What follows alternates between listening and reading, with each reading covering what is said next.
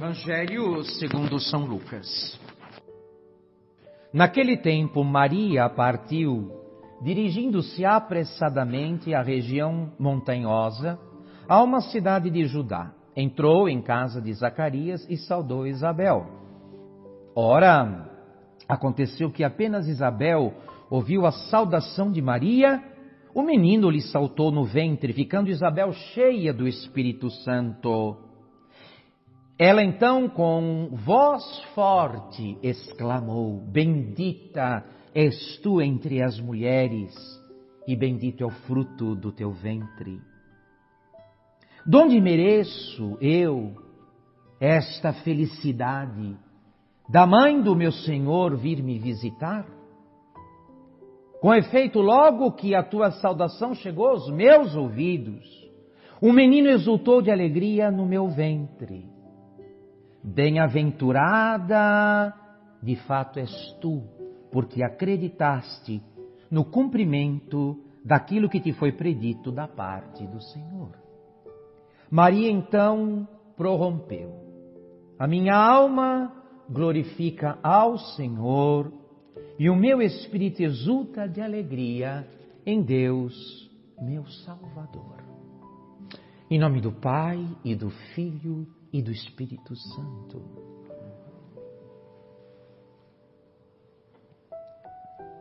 Vejam nosso amado Senhor Jesus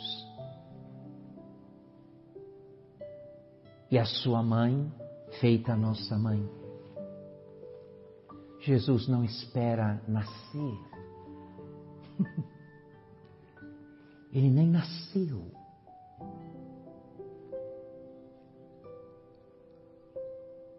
Maria está no início da sua gestação. Isabel está no 6º mês. Jesus não nasceu, mas já inspira sua mãe bendita a levar, a dispensar a graça de Deus.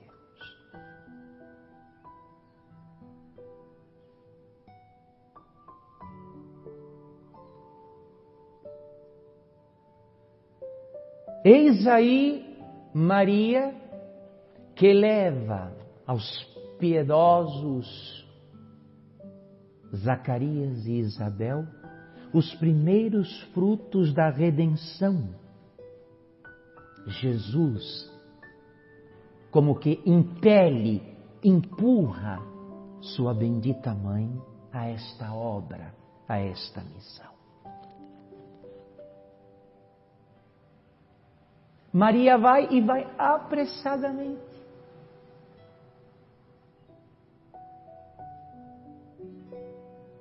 E vai porque aquilo que seu filho traz é o que salva o mundo. Meus queridos, uma doença e o remédio que cura a doença tem um prazo. Se você não aplica o remédio certo na hora certa, o caso é perdido. Eis o mundo perdido que agoniza e que morre no pecado e nas trevas. Jesus não espera nascer para começar a salvar. E usa, desculpem a expressão, o verbo, sua mãe como seu primeiro instrumento. É através dela, é por ela, é por meio dela que a graça aparece no mundo. Aquela que foi perdida por Eva no paraíso, que desapareceu com Eva e em Eva, ei-la de volta, ei-la devolvida, ei-la agora presente no mundo. E quem a dá? O instrumento, o canal para esta outorga, para esta doação, é a Virgem Maria. O que faz a Virgem? Nada de extraordinário. ela é só um instrumento. O autor é o seu bendito Filho. E com uma simples saudação, como acabamos de ouvir, Isabel fica cheia do Espírito Santo. E João Batista,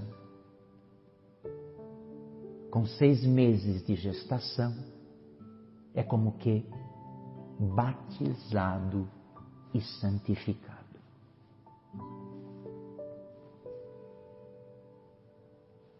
Os padres antigos, os nossos primeiros santos e teólogos, houve um tempo em que ser teólogo e ser santo eram a mesma o quê? A mesma coisa.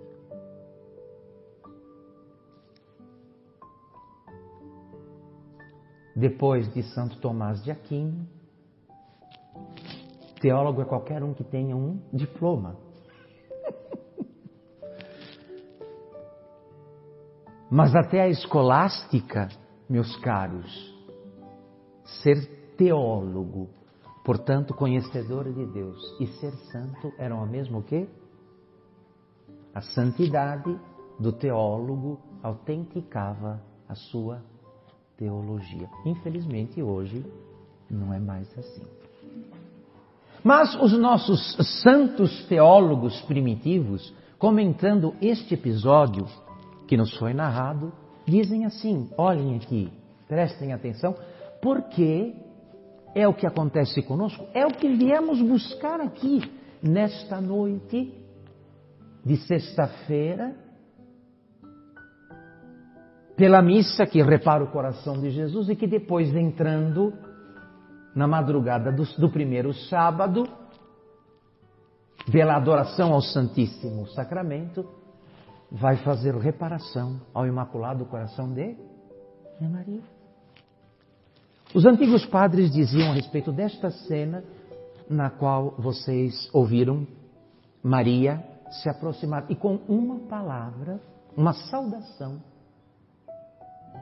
dar a graça de Deus, santificar João Batista e encher do Espírito Santo sua mãe, que com voz forte, a experiência foi de tal grandeza, que Isabel não disse assim, bendita sois vós entre as mulheres e bendito o fruto do teu ventre. Com voz forte, com um grito, um brado, voz forte, quer dizer, com um grito, com um brado, exclamou, bendita és tu entre as mulheres e bendito o fruto do teu ventre.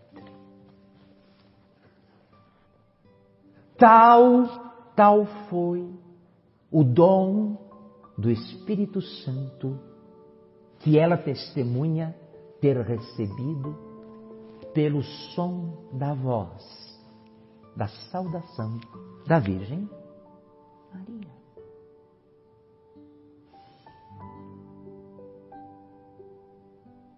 É um mistério consolador.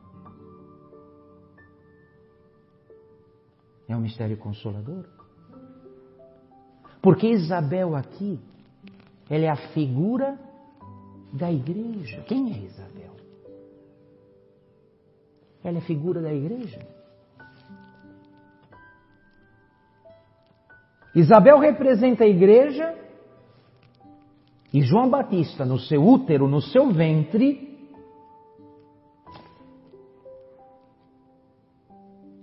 representa os fiéis encarnados em seu seio. Pois não é a igreja a nossa mãe? Não foi do seu útero que nós nascemos? Qual é o útero da igreja católica? A pia batismal. Isabel, então, representa a igreja. E João Batista nos representa, nós que nascemos do útero da mãe igreja pelo batismo. Ora, a igreja, então, recebe o divino Paráclito, o divino Espírito Santo, por intermédio de Maria.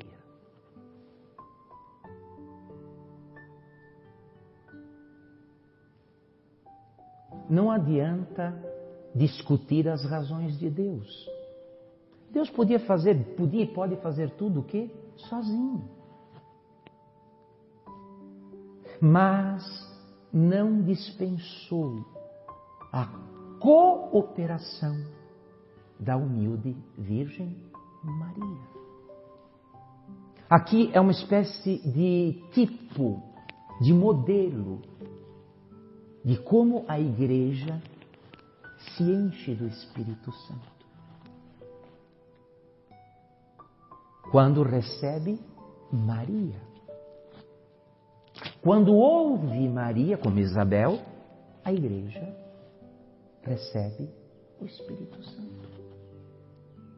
E seus filhos, os fiéis, nascidos dela, ficam cheios do Espírito Santo. A Virgem, por sua vez,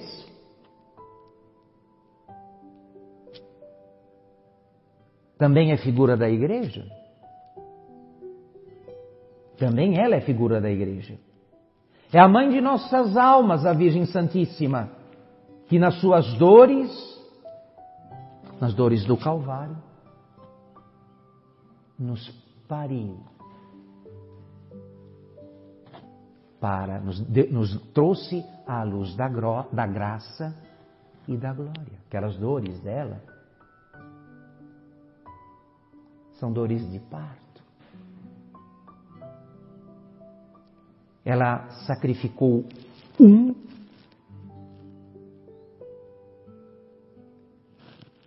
e pariu todos os outros. Ela perdia um e ganhava todos os demais.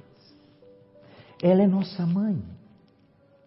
É a mãe de nossas almas que nas suas dores nos deu à luz para a graça e a glória. E que recebeu da boca do seu próprio Filho, agonizante na cruz, a missão de permanecer junto conosco e de fazer para nós e por nós o que outrora fez por Isabel e por João Batista.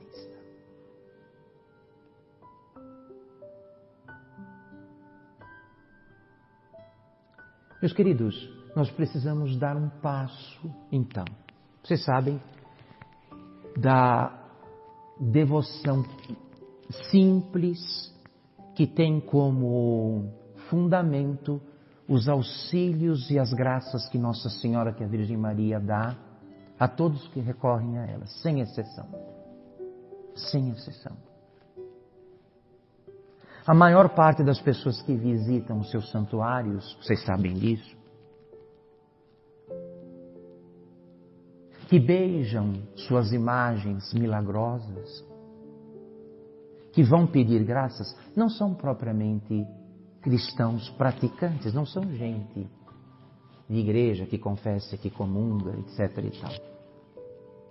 Mas Nossa Senhora tem a todos como seus filhos e os atende. Aqui, acho que ninguém de nós que estamos nesta missa tem a contabilidade, a conta das graças que já recebeu da Virgem, das mãos da Virgem. E dessas graças que descomplicam a nossa vida aqui na Terra, porque como fica complicada a nossa vida, vez ou outra, não? Mas agora, meus senhores e minhas senhoras, que estamos aqui nesta noite, primeira sexta-feira do mês, festa da visitação da Virgem Maria. Há algo maior e mais importante que a Virgem pode e deve realizar a nosso favor.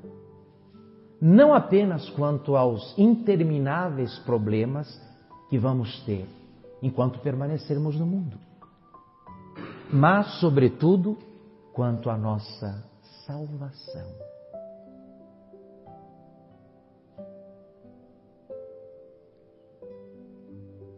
Vejam hoje o que fez a Virgem por Isabel e por João Batista. O que poderá ela então, meus caros, fazer a nosso respeito, por nós, caso levemos a sério as palavras do testamento da cruz, onde Jesus determina a missão da Virgem depois dele, depois da morte dele, dirigindo-se à mãe, diz a respeito do discípulo amado. Quem é o discípulo amado? Qualquer um. Ele não tem rosto, ele não tem nome, é o discípulo amado. É uma figura na qual qualquer um pode caber, contanto que fique firme diante da cruz. A estes que não abandonam Jesus Cristo, mesmo quando Ele nos visita crucificado, a este discípulo amado e fiel, a este são dadas as palavras do testamento da cruz. Mulher, eis teu filho. Filho, eis tua mãe. E o discípulo a acolheu consigo, a levou para a sua casa.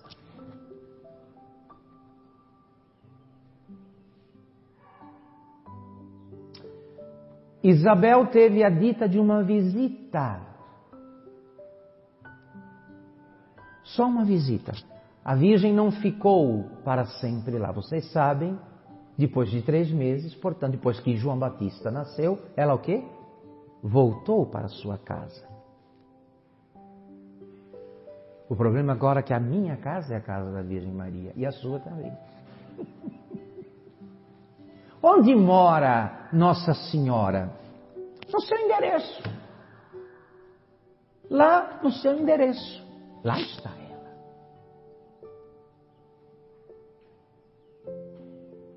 O discípulo a levou consigo para casa.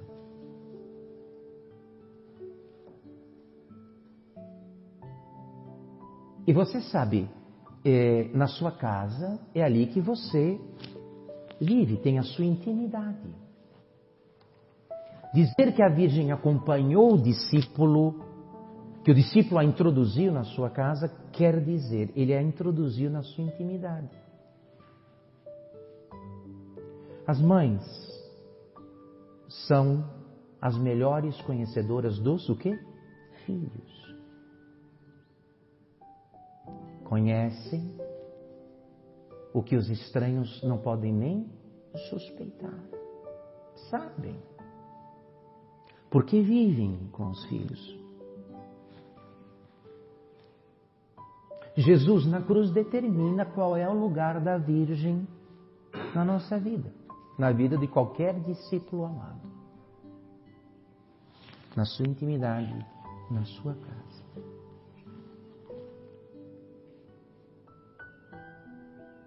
Agora, não podemos ser indiferentes, porque você pode simplesmente fazer de conta que nada disso está acontecendo.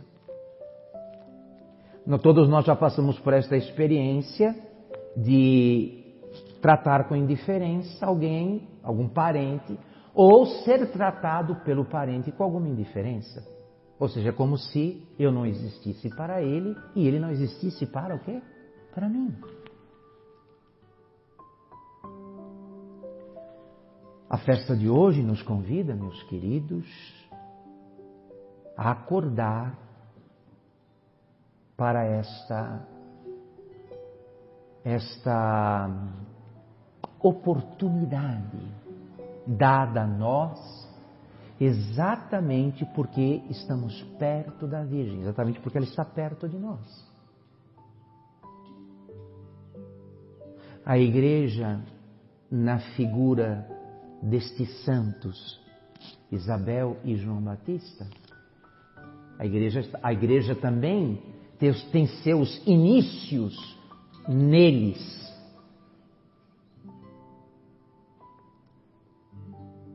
a igreja recebe ali no seu início,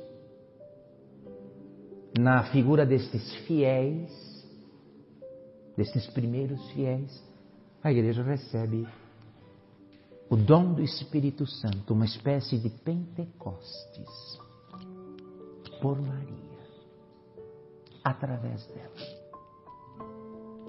Porque assim que a voz da tua saudação chegou aos meus ouvidos, a criança pulou, exultou no meu ventre.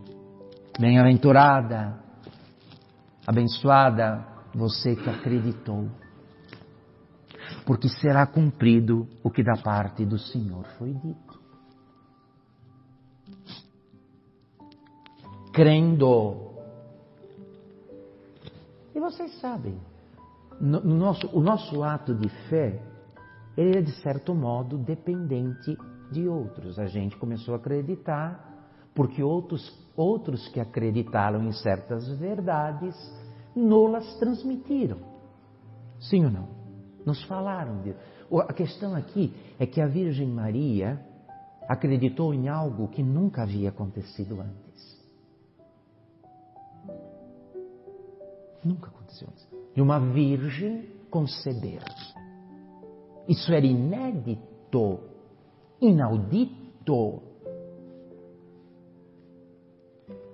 Ah, mas como já dissemos, tal coisa já aconteceu com tal pessoa já recebeu certa graça. Com alguém já aconteceu isso. Então nós somos como que nos apoiamos nos outros, na fé dos outros, naqueles que testemunharam algo que agora nos é proposto para testemunhar e acreditar. A Virgem não. Ela não tinha esse tipo de referência. Mas já aconteceu com outras mulheres virgens que engravidaram e deram à luz. Não, nunca. Isso é impossível, humanamente falando. Ela acreditou no impossível. Porque recebeu esse absurdo como verdade. Porque dita, prometida, anunciada por Deus, através do seu embaixador, através do anjo.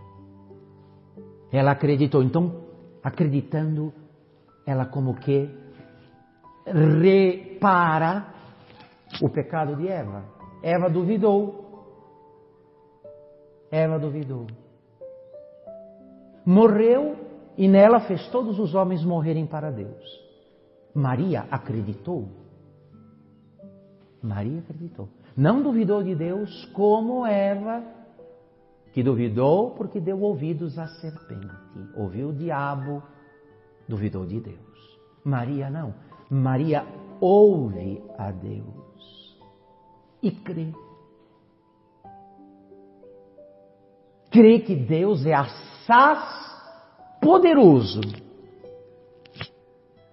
para fazer uma virgem se tornar mãe. Ela não duvida.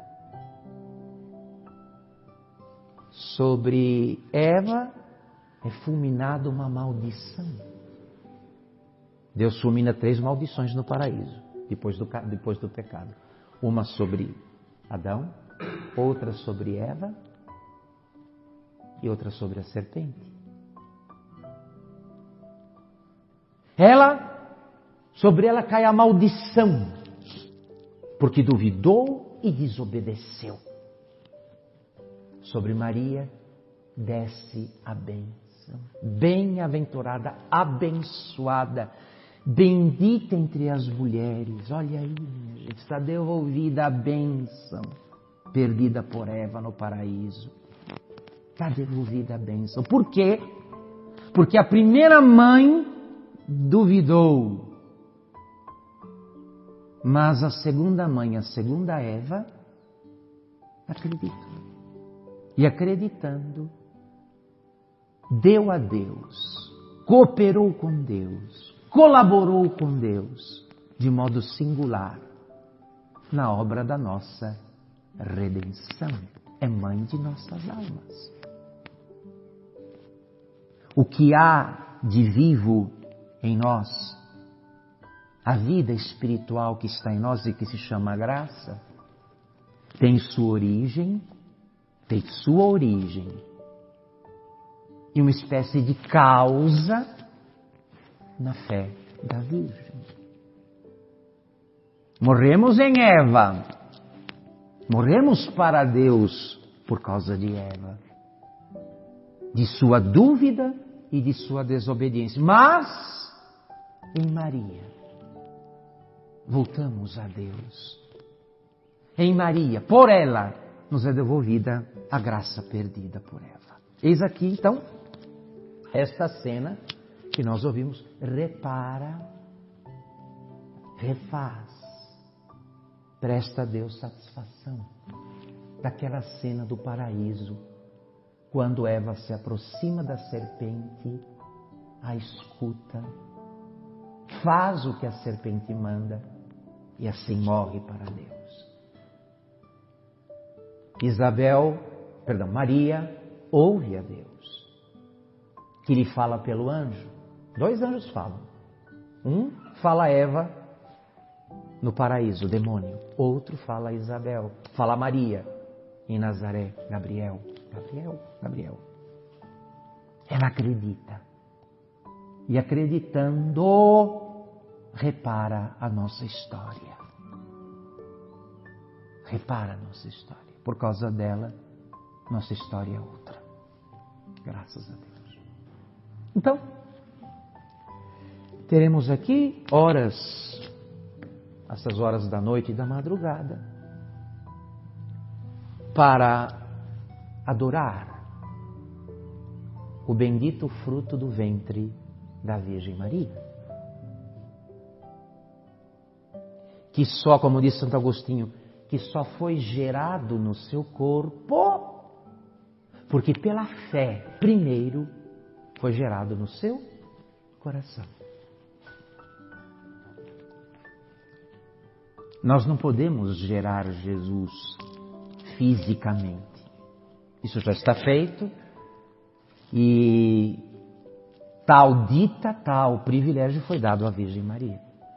Mas gerá-lo pela fé, escutem aqui, imitar a Virgem Maria gerando Cristo pela fé, isso todos podemos, todos devemos. Pela fé geramos Jesus. Pelas obras parimos Jesus. Pela fé somos, de certo modo, mães de Jesus. E pelas obras também. Pela fé o geramos, pelas obras lhe damos a luz, o parimos. A Virgem não foi primeiro mãe de Jesus para depois acreditar nele. Ela acreditou antes de ser mãe. Em quem ela não conhecia. Amou, acreditou, recebeu quem ela não conhecia. Supliquemos que este tempo de oração e de adoração nos permita imitar a Santíssima Virgem. Imitar. E participar assim da bênção que foi dada a ela. Pelo pecado, de algum modo, estamos como que referidos a, para nós, uma espécie de referência à maldição da primeira mãe, por causa do nosso pecado, que começou com ela e nela. Mas pela graça, pela oração, pela obediência, nos referimos à outra mãe, à Virgem Maria.